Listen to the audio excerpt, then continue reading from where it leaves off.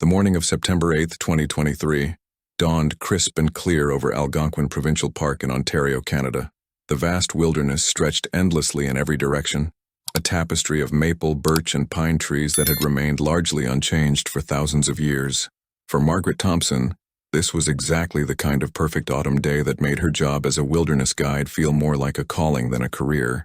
Margaret had been leading hiking expeditions through Canada's backcountry for over 8 years. At 34, she was considered one of the most knowledgeable and reliable guides in the region. Her clients trusted her implicitly, and her safety record was impeccable. She knew these forests like most people knew their own neighborhoods, and she had never lost a client or encountered a situation she couldn't handle. On this particular morning, Margaret was leading a group of 6 experienced hikers on a 5-day expedition through some of Algonquin's most remote and challenging terrain. The group included Dr. James Mitchell, a cardiologist from Toronto who had been hiking with Margaret for 3 years and considered her one of the most professional guides he had ever worked with. Sarah and David Klein, a retired couple from Vancouver celebrating their 30th wedding anniversary with an adventure they had been planning for over a year. Jennifer Walsh, a wildlife photographer from Montreal who was documenting the changing seasons in Canada's wilderness areas. And brothers Tom and Mike Rodriguez, from Chicago, adventure seekers who made an annual pilgrimage to Canadian wilderness areas and had specifically requested Margaret as their guide based on her outstanding reputation. Each member of the group had been carefully screened by Margaret during the planning process. She required all clients to provide detailed information about their fitness levels, previous hiking experience, and medical conditions. This wasn't just paperwork. Margaret personally spoke with each client to assess their readiness for the challenging expedition ahead and to ensure that group dynamics would be positive throughout the trip. Margaret had also conducted a comprehensive briefing session 2 weeks before the expedition, covering everything from equipment requirements to emergency procedures.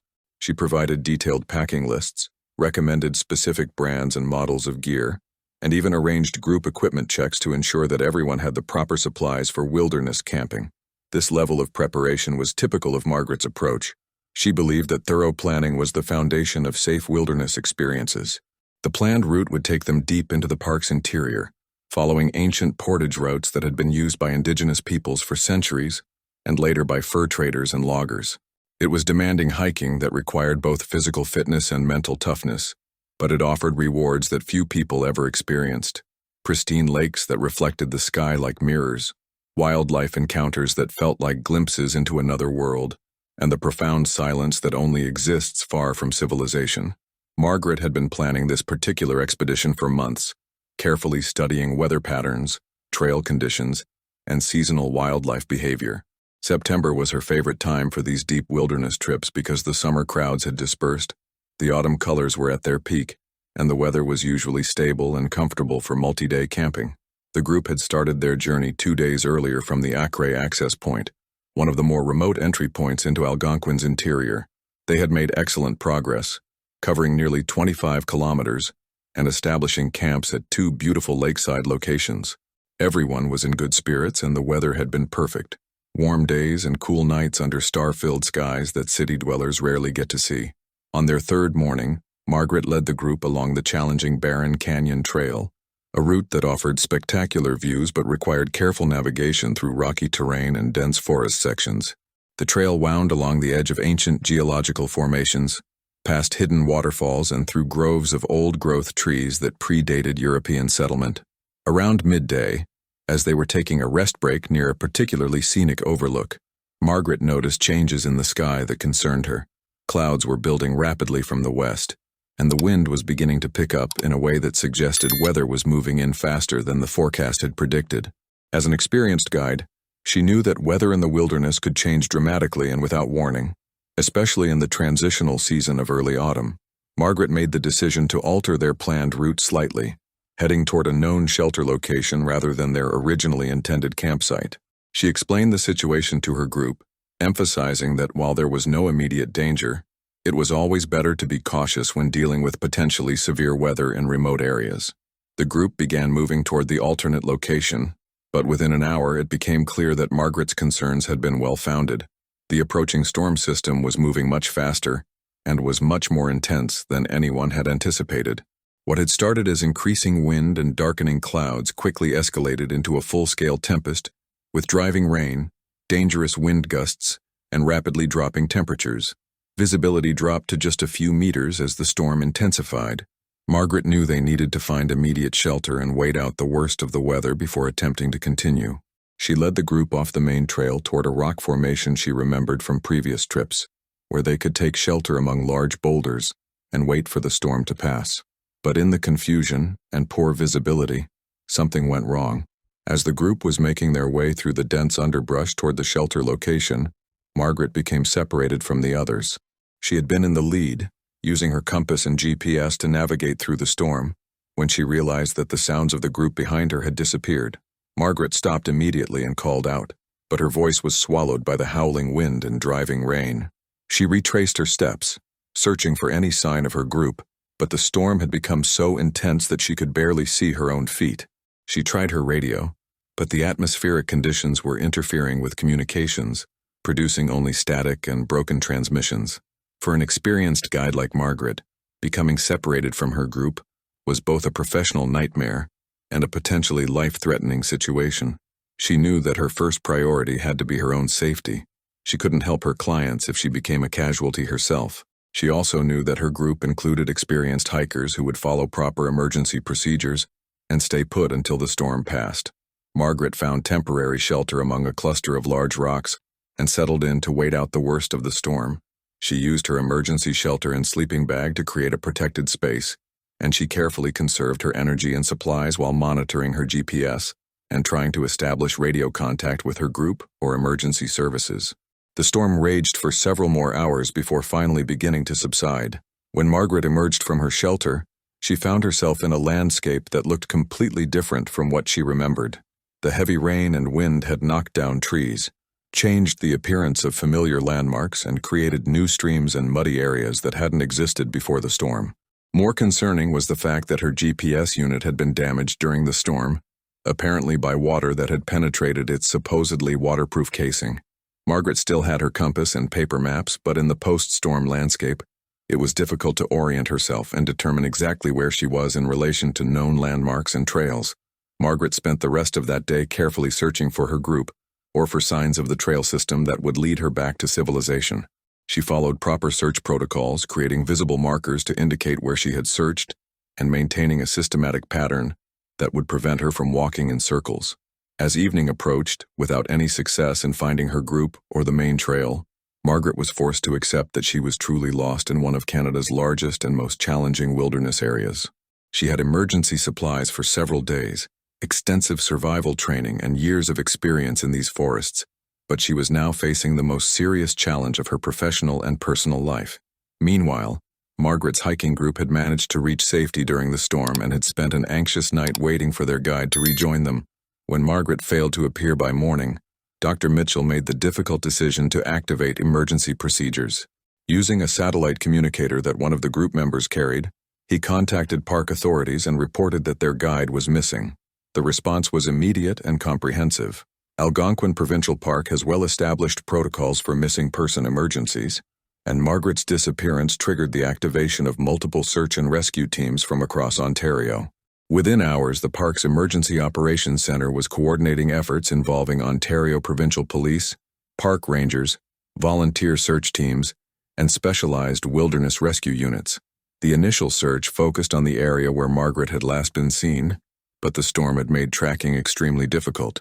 The heavy rain had washed away footprints and other signs of passage, while fallen trees and changed terrain made it challenging for search teams to move through the area effectively.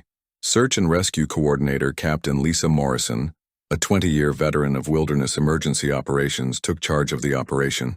She knew that time was critical in any missing person case, but she also understood that the vast size of Algonquin Park and the challenging terrain meant that finding one person could be like looking for a needle in a haystack.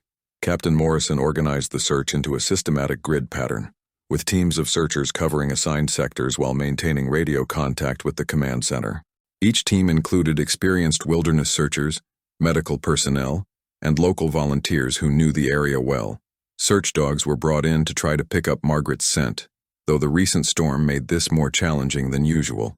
On Margaret's first night alone in the wilderness, temperatures dropped to near freezing, and she was forced to use precious energy to stay warm. She had emergency food for several days, but she knew that she needed to find water sources and create more substantial shelter if her situation was going to last longer than a few days. Drawing on her extensive training and experience, Margaret began implementing a survival strategy that would maximize her chances of being found while conserving her energy and resources. She established a base camp in a location that offered some natural protection from the elements, while being visible from above in case of aerial searches. Margaret's survival training had been comprehensive and multifaceted. She held certifications from the National Outdoor Leadership School, had completed advanced wilderness first aid training, and had studied with survival experts from military and indigenous backgrounds. This diverse educational foundation had taught her to approach survival situations from multiple perspectives, combining modern outdoor science with traditional knowledge and military-style tactical thinking. Her first priority was establishing what survival experts call the survival triangle: shelter, water, and signaling capability. For shelter, Margaret used her emergency bivy sack and sleeping bag, but she also began constructing a more substantial lean-to using fallen branches and natural materials. The process was physically demanding but served multiple purposes. It provided better protection from the elements, helped her stay warm through physical activity, and created a larger, more visible structure that might be spotted by search aircraft. Water was Margaret's second critical concern. She had carried water purification tablets and a small filter in her emergency kit, but she knew these supplies were limited. She began identifying and developing multiple water sources near her camp, including a small seasonal stream and several locations where she could collect and purify rainwater. She also began the energy-intensive process of melting snow for drinking water once the winter storm arrived. For signaling, Margaret created multiple types of markers and signals designed to attract the attention of search teams. She arranged bright orange and yellow items from her pack in geometric patterns that would stand out against the natural landscape. She also prepared materials for smoke signals, knowing that smoke could be visible from great distances during the day and that the smell might alert ground search teams to her presence. Margaret created signal markers using bright-colored items from her pack, arranged in patterns that would be visible to search aircraft. She rationed her food carefully, supplementing her supplies with edible plants and berries that she was able to identify with confidence. Most importantly, she maintained a positive mental attitude and refused to give in to panic or despair. Her approach to food was particularly systematic. Margaret had packed high-energy emergency rations designed for survival situations, but she knew these would only last a few days at most. She began immediately supplementing her diet with wild foods that she could identify with absolute certainty, including rose hips, pine needles for vitamin C, and various nuts and berries that were still available in the late autumn forest. Margaret also began setting simple traps and snares using techniques she had learned during her survival training. While she was not successful in catching any significant game, she did manage to supplement her protein intake with insects and small animals, food sources that many people would find unpalatable, but that can provide essential nutrients in survival situations. Perhaps most importantly, Margaret maintained detailed mental notes about her location, the weather patterns she was observing, and the effectiveness of her various survival strategies. This systematic approach helped her stay mentally engaged and provided valuable information that would later prove useful to search teams and survival instructors. The second day of the search brought additional resources to the operation. Helicopter crews from the Canadian Armed Forces joined the effort, providing aerial reconnaissance of vast areas that would take ground teams days to cover. The helicopters were equipped with thermal imaging cameras that could detect body heat even through forest canopy, significantly improving the chances of locating Margaret if she was in their search area. But Algonquin Park covers more than 7,600 square kilometers of wilderness, and even with helicopters and dozens of search teams, the area that could be effectively searched in a day was relatively small. Search coordinators had to make difficult decisions about where to focus their limited resources, balancing the probability of different areas against the time and personnel required to search them thoroughly. Margaret's family had been notified of her disappearance, and her parents, siblings, and friends were maintaining a constant vigil at the park's Emergency Operations Center. Her younger sister, Emma, a nurse from Ottawa, had taken time off work to be present during the search. The family provided searchers with detailed information about Margaret's training, experience, and likely decision-making in survival situations. The impact on Margaret's family was profound and multifaceted. Her parents, Robert and Linda Thompson, both retired teachers from Kingston, Ontario, had always been proud of their daughter's outdoor career, but had also quietly worried about the risks involved in leading expeditions into remote wilderness areas. Now their worst fears were being realized, and they struggled with feelings of helplessness as they waited for news. Emma Thompson Clark, Margaret's younger sister and closest family member, became the family's primary liaison with search coordinators. As a registered nurse, she understood emergency protocols and medical terminology, making her an effective advocate for the family's concerns and questions. Emma took charge of coordinating family communications, managing media requests, and ensuring that Margaret's parents were receiving the emotional support they needed during the crisis. Margaret's older brother David, a construction supervisor from Toronto, organized a group of family friends and colleagues to travel to Algonquin Park and volunteer with the search effort. While search coordinators had to limit the number of untrained volunteers for safety reasons, David's group provided valuable support by helping with logistics, communication, and care for other family members during the extended search operation. The broader outdoor community was also deeply affected by Margaret's disappearance. As one of the region's most respected wilderness guides, she was well known among hikers, outdoor retailers, and tourism operators throughout Ontario. Social media groups dedicated to wilderness activities became focal points for sharing information about the search and organizing volunteer support efforts. Margaret's employer, Northern Wilderness Adventures, suspended all other operations to focus resources on the search effort. Company owner and founder Michael Chen had worked with Margaret for over 6 years and considered her one of his most valuable guides. The company's entire staff, including other guides, office personnel, and seasonal workers, volunteered their time to support search operations and assist Margaret's family. The outdoor retail stores where Margaret regularly purchased equipment and supplies became informal information centers where concerned community members could learn about the search progress and find ways to help. Several businesses donated supplies and equipment to search teams, while others provided free meals and accommodation for volunteers who had traveled from distant locations to participate in the search effort. Local churches and community centers organized prayer vigils and support gatherings that brought together people from across the region.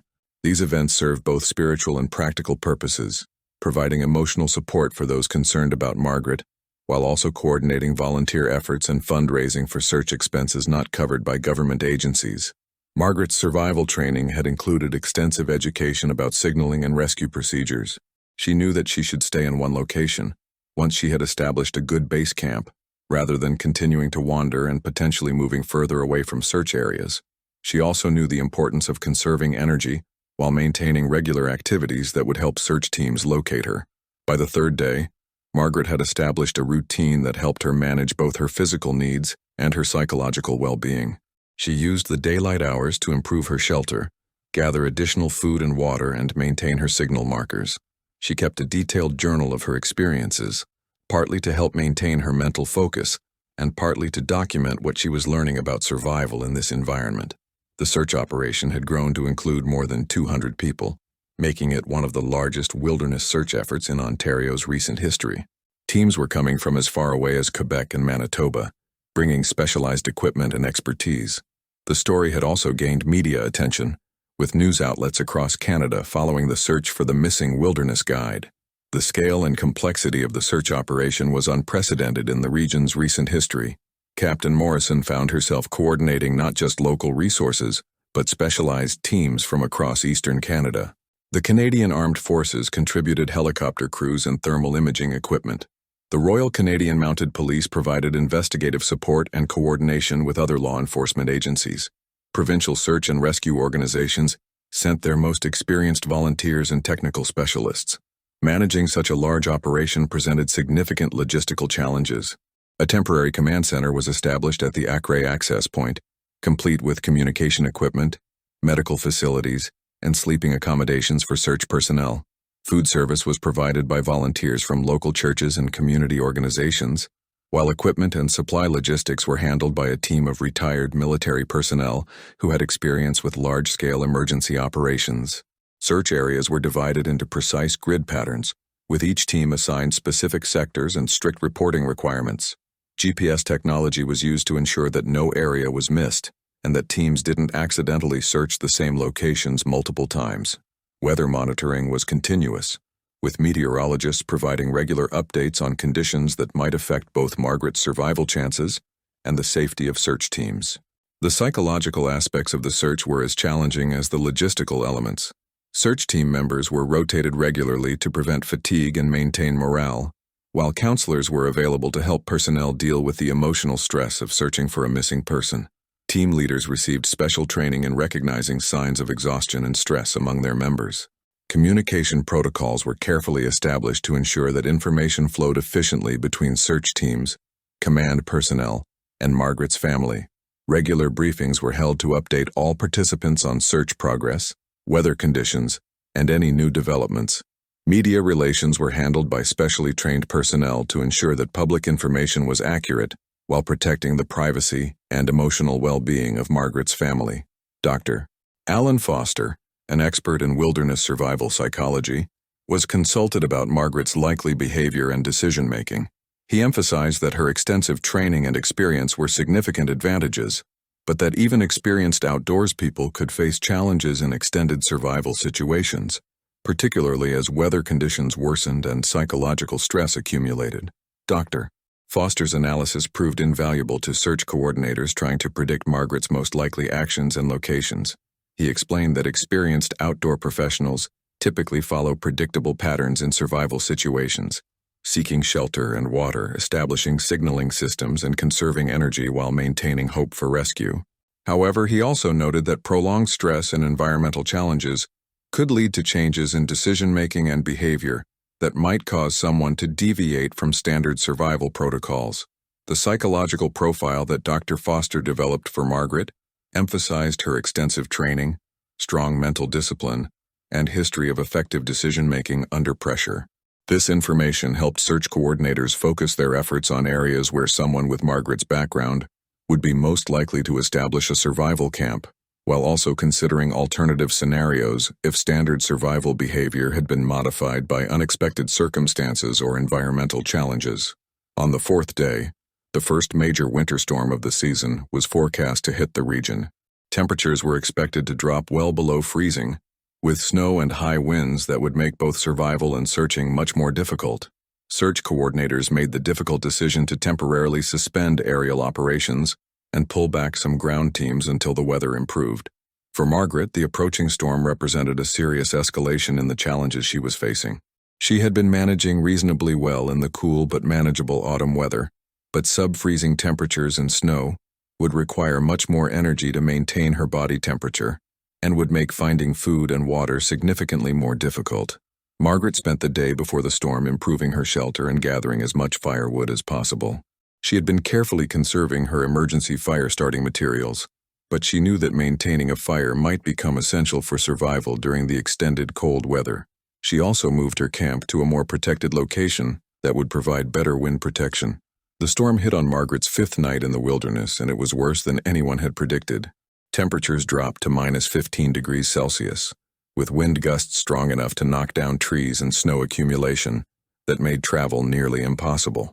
Margaret spent nearly 18 hours inside her emergency shelter, emerging only briefly to maintain her fire and gather snow for water. The storm lasted for 2 full days, during which no search operations were possible.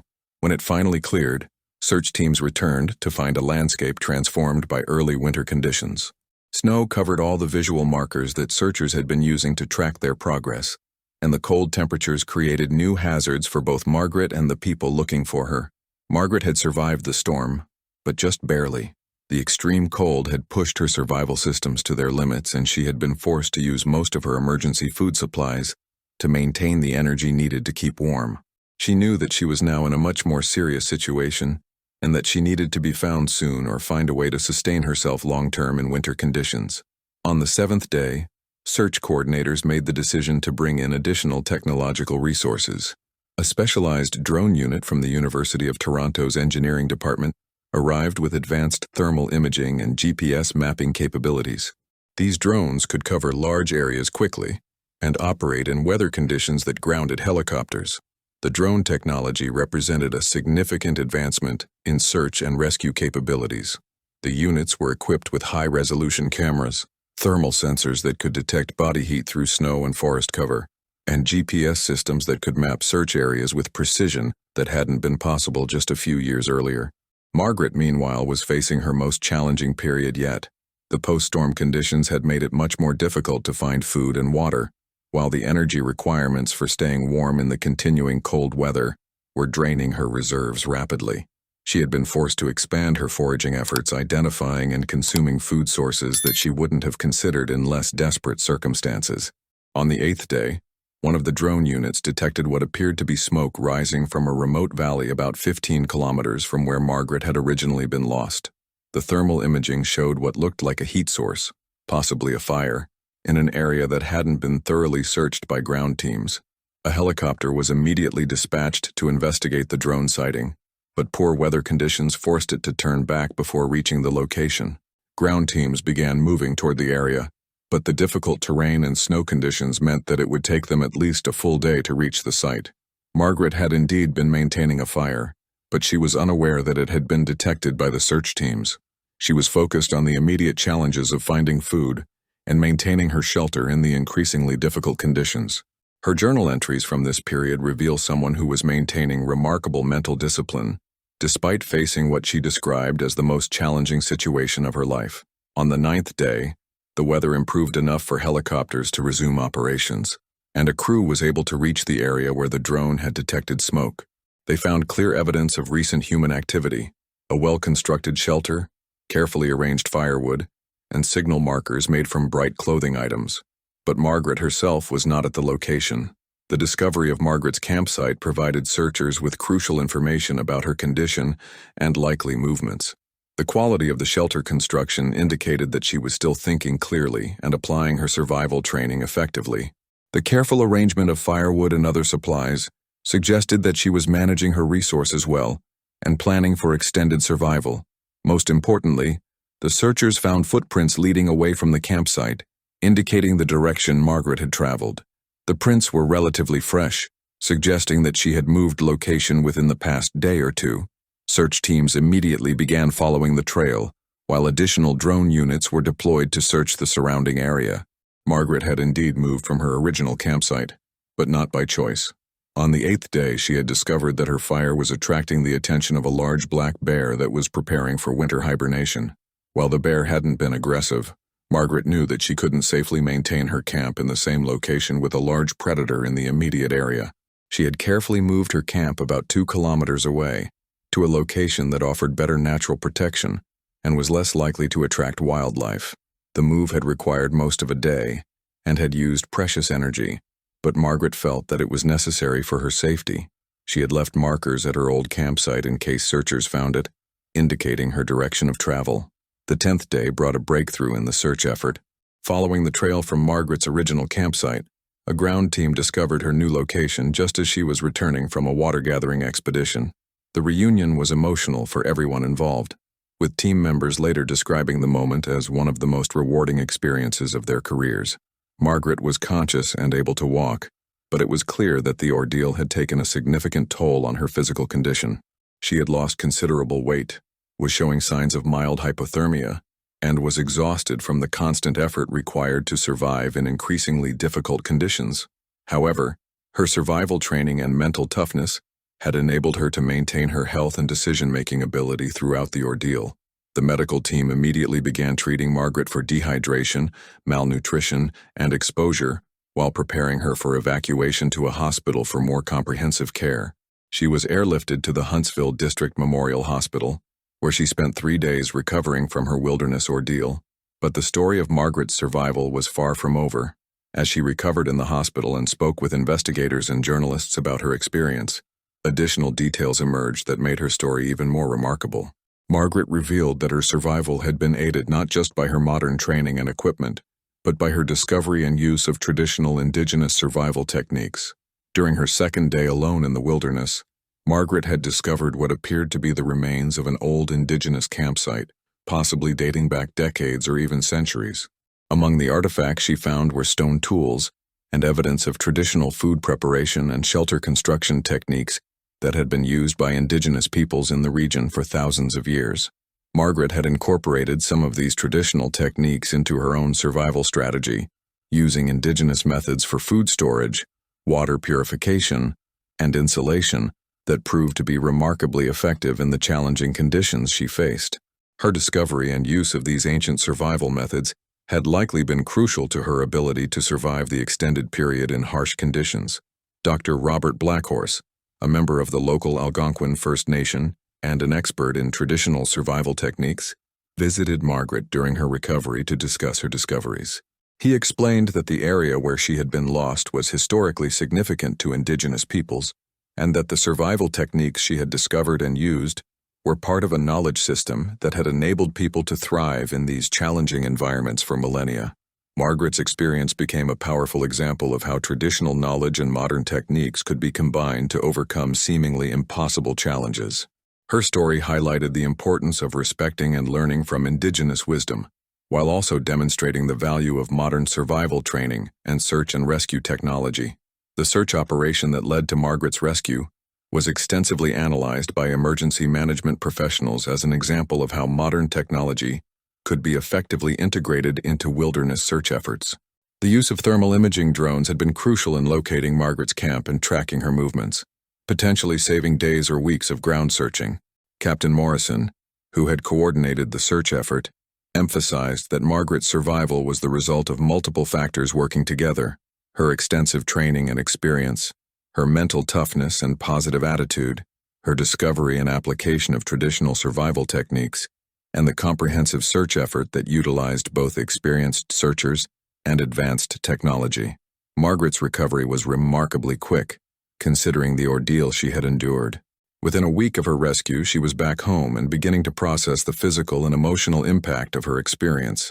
She had lost nearly 20 pounds during her 12 days in the wilderness, but medical examinations showed no serious long-term health effects from her ordeal.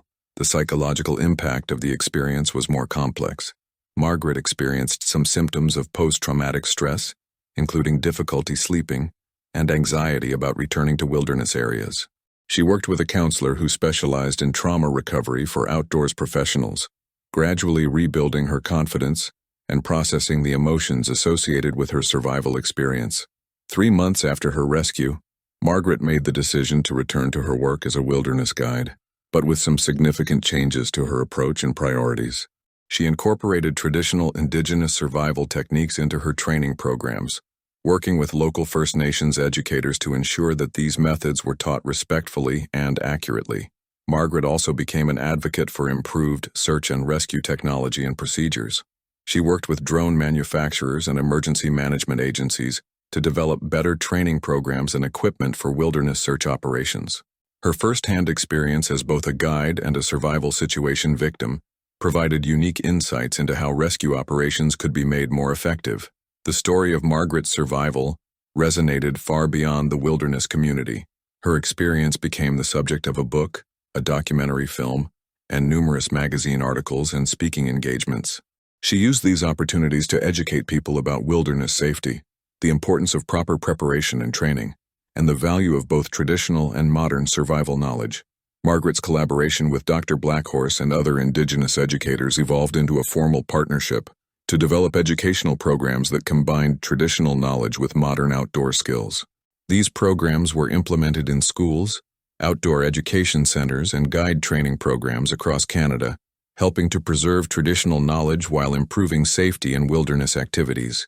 The technology that had been crucial to Margaret's rescue continued to evolve and improve. The drone units that had detected her campsite were further developed and became standard equipment for search and rescue operations across Canada. Similar technology was adopted by emergency management agencies around the world, potentially saving countless lives in future wilderness emergencies. 5 years after her ordeal, Margaret established the Wilderness Survival Education Foundation, a non-profit organization dedicated to improving survival education and search and rescue capabilities.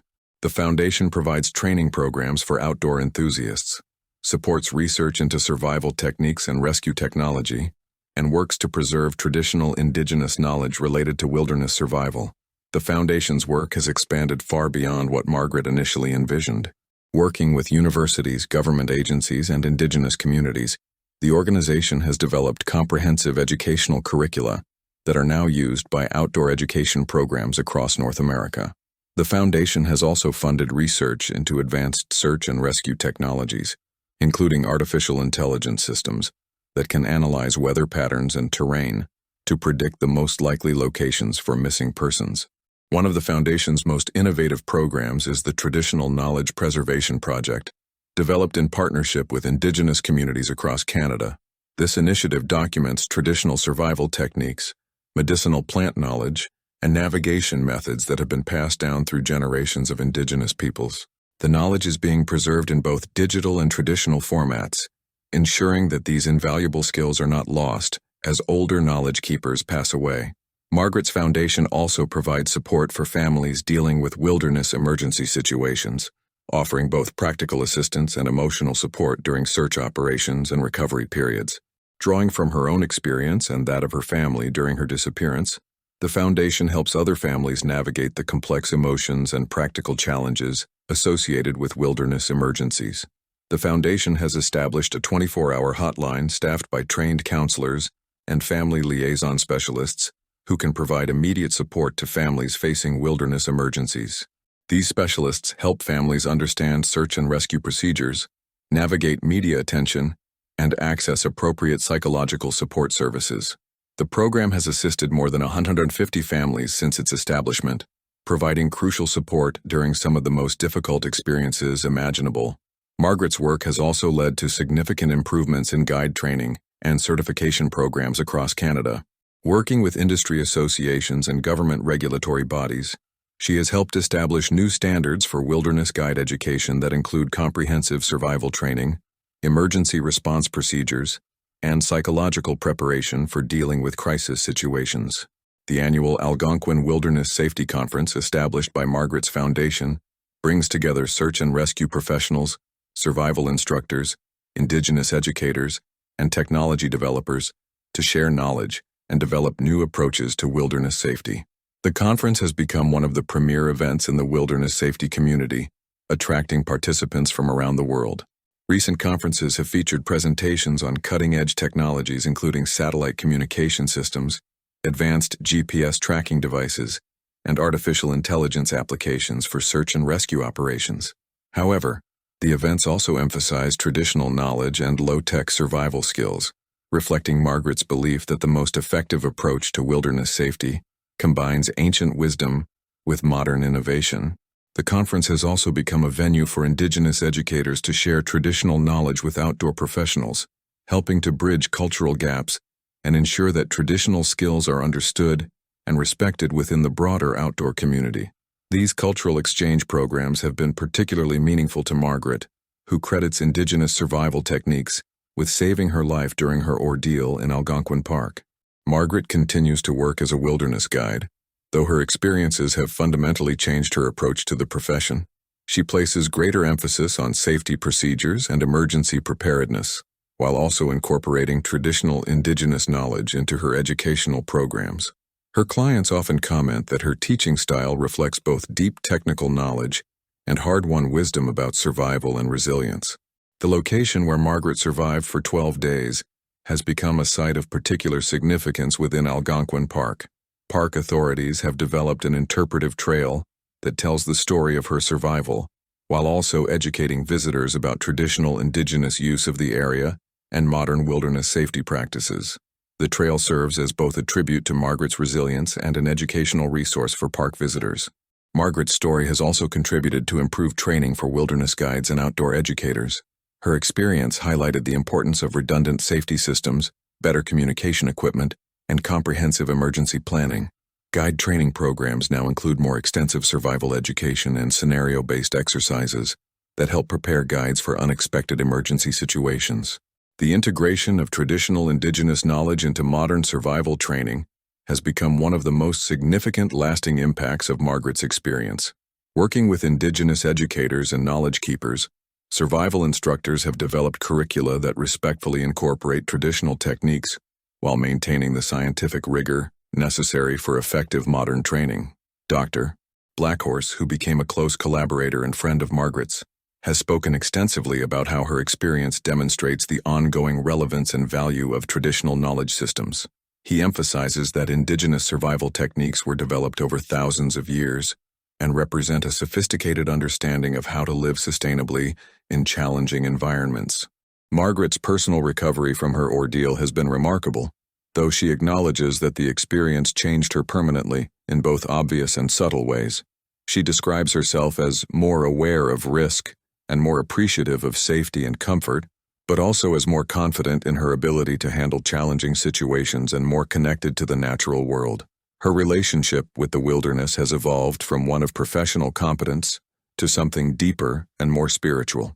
Margaret speaks about feeling a connection to the indigenous peoples who used the survival techniques that helped save her life, and about understanding the land in a way that goes beyond technical knowledge to encompass respect, humility, and gratitude. The technological advances that contributed to Margaret's rescue have continued to evolve, with thermal imaging drones becoming increasingly sophisticated and widely available. Search and rescue operations now routinely employ multiple types of advanced technology, from satellite communication systems to artificial intelligence programs that can analyze search patterns and predict likely locations for missing persons. Margaret often reflects on the combination of factors that enabled her survival: modern training and equipment, traditional indigenous knowledge, personal mental toughness, family and community support, and advanced search technology operated by dedicated professionals. She sees her story as an example of how different types of knowledge and capability can work together to overcome seemingly impossible challenges. Today, Margaret Thompson is recognized as one of Canada's leading experts on wilderness survival and search and rescue operations. Her experience has contributed to saving numerous lives through improved training, better technology, and greater awareness of both traditional and modern survival techniques. Her story continues to inspire people facing their own challenges, whether in wilderness settings or in other aspects of life, where resilience and determination are required to overcome adversity.